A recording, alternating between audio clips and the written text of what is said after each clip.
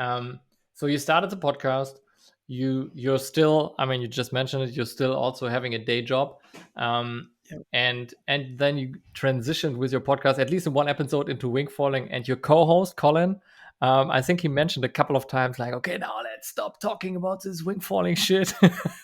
So maybe for Yeah. our listeners, give us some perspective, like you are representing probably like a certain kite surfing scene, right? So how is wingfoiling Yeah. seen within kite surfers? Look, we don't hate wing foiling. It's just a stick, but we just think it's funny that we think it's funny. I see wing foiling as the bridge between the real bridge between kite surfers and and windsurfers, right? You know, I've got Mhm, lots of friends who do one or the other, but they mhm. actually wing foil in common. Not people don't go right over. Um, I just think it's tough, man. You're putting me in a position here. Should I start to learn to windfall? Absolutely. Do I want to do it at the moment? Not particularly, but I will because I've been talking to you and other people have been reaching out. And as soon as I say something, people are attacking me for it. So I think that I've spoken to some people, but I do have some issues with wing foiling. I think there's a, there's a massive thing wrong with it at the moment that nobody's talking about. And the problem with that is that Mhm. if I want to get into wing foiling, okay, I go down to my dealer and I spend $3,000. I get a big board. I get this wing. I get a wing. Unlike kite surfing, where your original investment can probably last you 2 years, in wing foiling, you know, within 2 or 3 months, I really want to get another board, a smaller board, because I've got my skill up. And that means investing another 50% again in a new board, potentially having to sell this old board. I think that's I think that's actually something that the industry in doing this hasn't really addressed. And I think that is a Mm. major problem that these big investments to get into the sport are a lot. And then having Mhm. after 3 months to get a smaller liter board that's a little bit more reactive, something you feel like you can ride some waves with, and really get to the stage that you want to be, which is riding these rolling waves with the wing out in front of you and just having fun. Hey, we all want to get there. The problem is that to get there, we have to go through two investments, and I think that nobody's actually talking about that. Mm. I feel like everybody's talking about it. I mean, maybe not See, I know publicly, nothing. but every beginner I'm talking to is exactly confronting me with that question, basically, like, what should I get, and I feel like this is something that I only hear from people that haven't started yet. I mean, you're absolutely right that the industry has no solution to it right now. You're absolutely right, but you can work your way around it, basically, because I've seen so many guys getting, like, let's say 140-liter boards, which is plenty, and they still enjoy riding it. They still enjoy riding it. It's not like they got bored and Yeah, it's like not fun at all and stuff like that. And it's also kind of a perspective. Like when I started surfing, I started with this 7 foot six something mini Malibu or whatever it is, and I can still have fun with that board. Um, but yeah, anyway, I agree that the gear is right now super expensive. It's a big investment. There's basically no market for used gear, so it's hard to get a cheap investment, and you might want something else. Maybe not only about because you get the wrong sizes, maybe also because you find out when your riding capabilities increase that you're like, oh, I'm actually more into that wing because it handles easier or whatever, or I actually like this foil more or something yeah, like that. sure, So yeah, you're totally sure. right. You're gonna mess it up with your first gear set.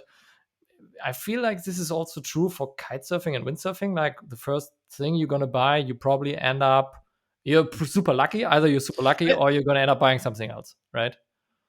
let me take this back to what I said to you about podcasting. Okay, I think we're still in Hmm. that early stage of podcasting where people didn't know what they're doing. Now we're in a position 2 or 3 years on. I think wing foiling in the future is going to be easier.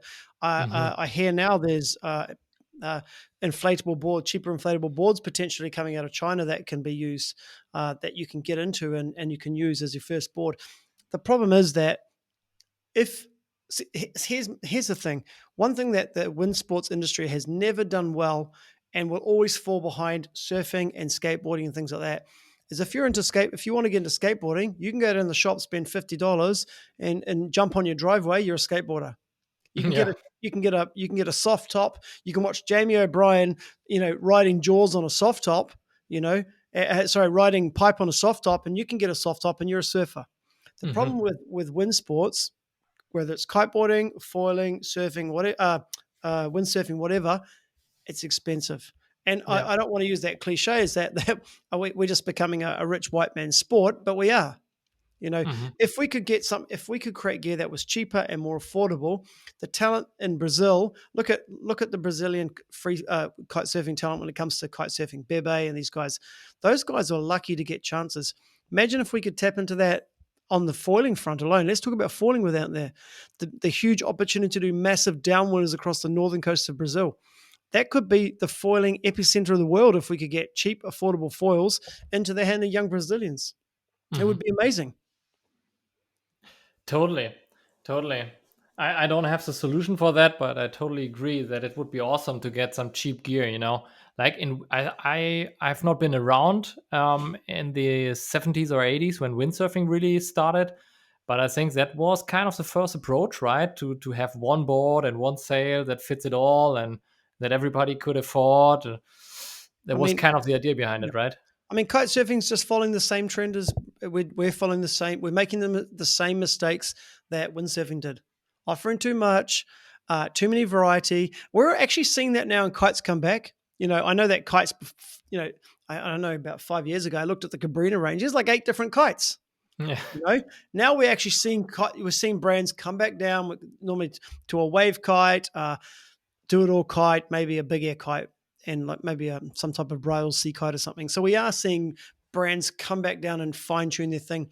And I know, I don't know, I just hope that we're not going to see a huge variety of wings come out. Wings for this, racing wings, jumping wings, surf riding wings. That would be terrible.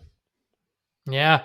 You know, I mean, I've been a kiter for 15 years plus, something like that, and I am always concerned about getting some minimalistic gear for the season that still can do it all in terms of what I want to do with it. Yeah. And I like to go wave kiting. I like to jump. I like to foil. Yeah, and this is already hard to get a kite range, maybe two or three kites that can do it, and that's actually something that I liked about RRD, that they now in wing foiling they had this one foil. It's called universal foil. The name says it all. You get one foil, you can kite foil with it. It's a little bit big to kite foil, but you can still do it. It's a little bit big to surf foil, but you can surf foil with it. It's a little bit too small for wing foiling, but you can still properly wing foil with it, and you can wind foil with it. It's one foil. You can do it all, I and like this that. is this is so cool. And now I saw the new range of RD coming out for the season, and they are doing the same as everybody else. Like we've got this wing and this Uh, foil, and like yeah, this is. I mean, in terms of the consumer who wants like super dedicated gear, that's cool, and people are gonna buy it. So we as a market, we as a customer, we are part of the problem, right? Because we buy it. yeah. We're, we are not I we mean, are not asking for the one fits all solutions. Get down.